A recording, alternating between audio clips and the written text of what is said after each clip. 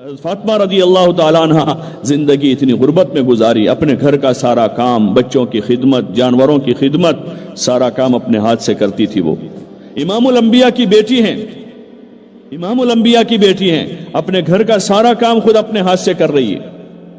جنت کی عورتوں کی سردار ہیں، ان جیسا مقام اور مرتبہ دنیا کی کسی خاتون کو نہیں مل سکتا ہے۔ اور حضور علیہ السلام کتنے شفیق و کریم ہیں، اور اس بیٹی پر خصوصاً حضرت فاطمہ پر آپ صلی اللہ علیہ وسلم کو جو شفقت تھی، جو محبت تھی، آپ نے ایک موقع پر منبر پر کھڑے ہو کر مسجد میں کہا کہ فاطمہ میرے جگر کا ٹکڑا ہے، جس نے اس کو تکلیف پہنچائی اس نے مجھے تکلیف پہنچائی۔ لیکن اس بیٹی کی زندگی دیکھیں ہم، یہ ہمارے نمونہ ہیں، یہ ہمارے لیے نمونہ ہیں کہ ہم اپنی بیٹیوں کو وہ زندگی سکھاویں جو حضور علیہ السلام نے اپنی بیٹی فاطمہ کو سکھائی ہے۔ سادگی کا سبق پڑھایا، حیا کا سبق پڑھایا ہے۔ جو فاطمہ روزانہ کنویں سے پانی بھر کے گھر لے جاتی تھی، اپنے گھر کے جانوروں کی خود خدمت کرتی تھی، لیکن کبھی کسی غیر محرم نے حضرت فاطمہ کو نہیں دیکھا۔ پورے پردے کے ساتھ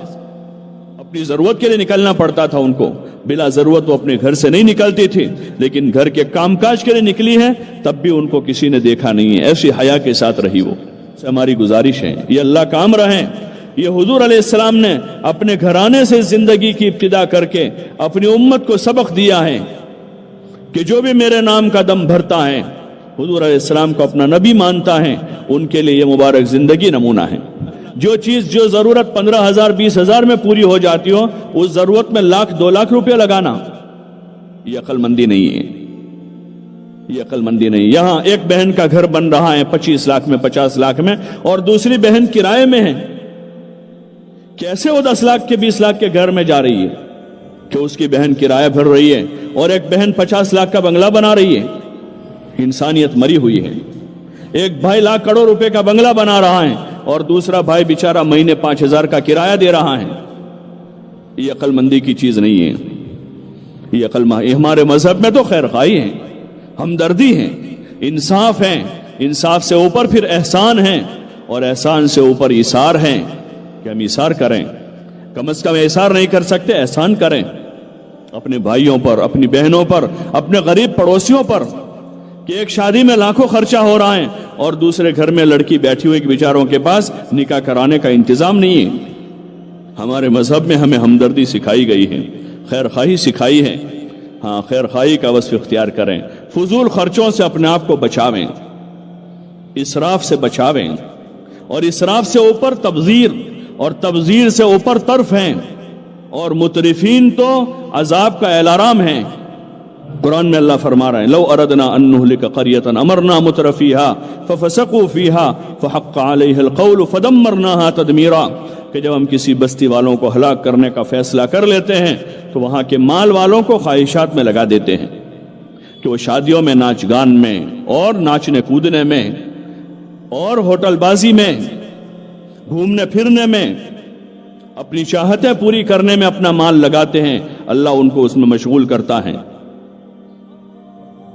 اور پھر آگے اللہ نے دھمکی زبردست دی ہے کہ پھر ہم ان کو اس میں لگا کر، ان کو ہم اس میں خواہشات میں لگا کر پھر ہم ان کو ملیا میٹ کر دیتے ہیں۔ یہ اچھی چیزیں نہیں ہیں۔ ہاں، اپنے نکاحوں کو اور اپنی خوشی کے موقعوں کو سادہ رکھیں،